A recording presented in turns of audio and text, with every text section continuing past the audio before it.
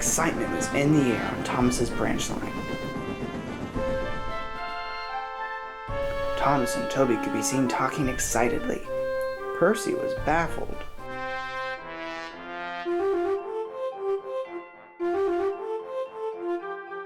Why is everyone so excited? Haven't you heard? Mrs. Kyndle's coming home. Who?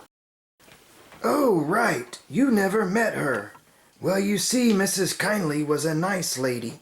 She was quite ill and often lay sick in bed. But a few days before Christmas, there was a landslide. She warned Thomas' morning train about the impending collision. She saved many lives that day. Sir Topham Hatt sent her to the Seaside to get better, and now she's coming home. Now Percy was excited. He became swanky and was hard to handle. Sober up, wouldn't you? His driver would say, but Percy continued on. He would have his driver polish him every evening. Please, just once more. I want to make a good impression when Mrs. Kyndle comes. If we wash you one more time, you'll probably shrink. A few days before her arrival, Thomas had taken ill. He returned to work the next day. Well, well, Thomas, you should take a trip to the sea.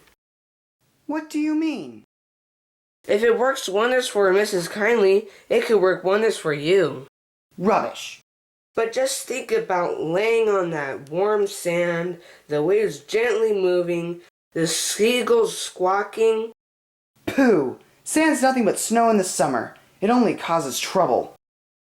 Nonsense! If the seaside made Mrs. Kyndle better, then sand can only be a blessing than a curse.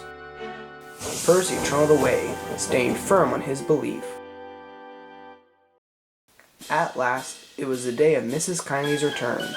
There was a large congregation waiting at Elsbridge. Thomas yawned. There was so much excitement the night before, he had hardly slept all night. There was a special train waiting, consisting of Thomas, Toby, Annie, Clarabelle, and Henrietta. They waited and waited, till at last someone shouted, "Here they come!" The engines whistled, and Toby rang his bell as Gordon puffed in with a special coach.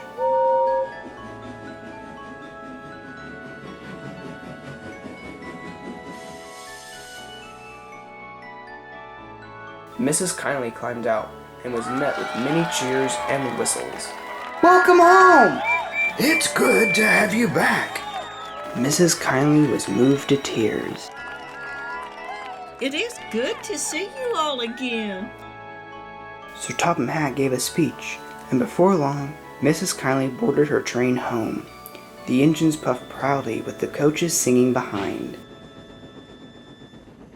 leaving a rather cross Percy. She didn't even look at me. She didn't even notice me. And all my elbow grease was wasted.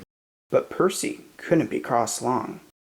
A couple weeks later, after Mrs. Kyndle had settled in, she wanted to take a trip down to the sea.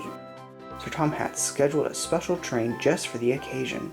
Percy was glad when he was chosen to take the train. When Mrs. Kyndle boarded the train, she looked at Percy and gave a smile. What a sweet little engine. Percy smiled when he heard that. Percy was anxious to make a good impression. He sizzled with excitement. At last, the guard blew his whistle and Percy set it off.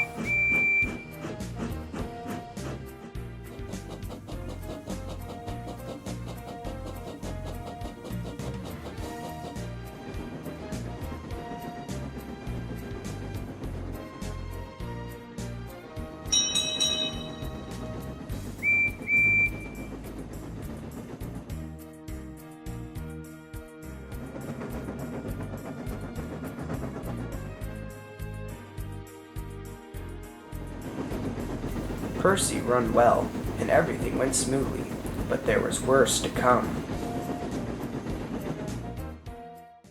Just outside the station throat, some boys were standing close to the track. They had a bucket filled with sand.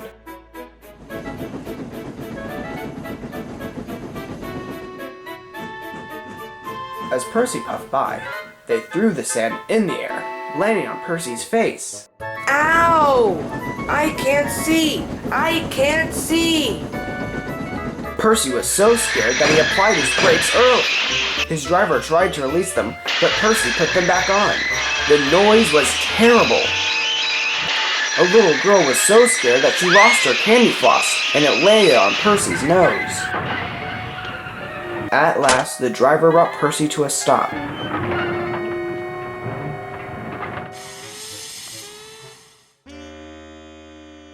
My eyes! Someone please help me! 1 minute, Percy felt sandy. The next, he felt wet. Percy's eyes were blurry. When he could see, he saw Mrs. Kyndle holding a canteen. Oh no, that's it. Mrs. Kyndle will never like me now. One thing I looked forward to coming home was meeting you. I read about you in the books, and I knew I'd have a story to tell riding with you. Thank you so much for a lovely day. She smiled, then walked away. Percy was still embarrassed, but felt better at Christmas when they threw a party for Mrs. Kyndle, and she announced that Percy was her friend too. When Percy returned to the shed, Thomas couldn't help but laugh. Well, well, well, Percy. Do you think Santa's still a blessing? No, Santa's nothing but a nuisance. I don't see how it could have made Mrs. Kyndle feel better. It's smarts. It's 'cause it's the sea air that does the trick, not the sand. There's no reason to be salty about it. Percy thought Thomas was being very silly indeed. As for the boys, they said they were sorry and promised never to do anything silly like that again. For punishment, they had to clean Percy, much to Percy's driver's arm's thanks. I think the boys got off better than they deserve. Don't you?